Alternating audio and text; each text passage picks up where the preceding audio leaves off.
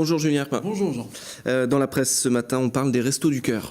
Et c'est Presse Océan qui évoque cette 32e campagne qui s'ouvre ce mardi. Restos du Cœur, fidèle au poste, titre Presse Océan en une, avec un dossier consacré à ce nouvel hiver face à la misère. Cette interview du président départemental Pierre Poupart qui rappelle que 20 000 personnes et 2 millions de repas sont servis dans le 44 tous les ans.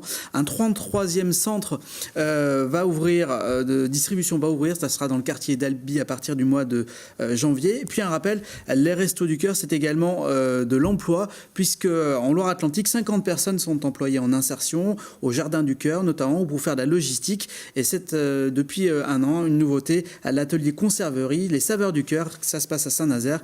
Et là-bas, 6 salariés fabriquent des soupes, des compotes à partir de légumes. Ce matin également, Ouest France parle de ces éoliennes qui manquent de vent.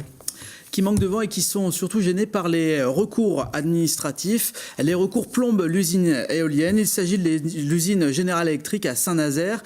Elle a été inaugurée en 2014. L'objectif, c'était 300 personnes qui travaillent. Aujourd'hui, on en est simplement à 100 et ce, uniquement grâce à l'export, puisque les 3 sites éoliens offshore, ceux de Fécamp, de Kersel, de Saint-Nazaire, ont pris du retard à cause notamment des recours administratifs qui ont été entrepris par notamment des associations.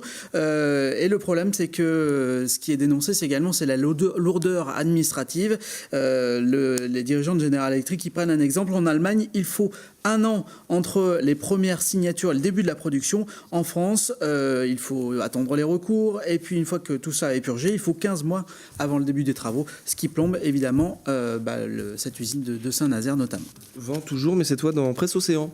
Et oui, on a parlé du coup de vent dans la nuit de dimanche à lundi, mais de samedi à dimanche, pardon. Mais il y a eu aussi un coup de vent hier du côté de Boye. Les images sont assez impressionnantes. Une mini tornade à Boye. Elle a touché une serre qui a complètement volé en éclats. C'était très centré sur ce secteur de Boye.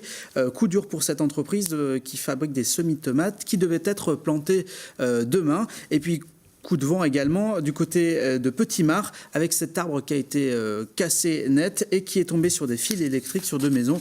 Mais heureusement, plus de peur que de mal. On termine avec cette petite info. Priorité au rond-point. C'est ce qui est désormais testé du côté de la Chapelle-sur-Erdre. On est sur le rond-point qui est au-dessus du périphérique Porte de la Chapelle. Et depuis cet été, c'est un test. Les cyclistes ont la priorité.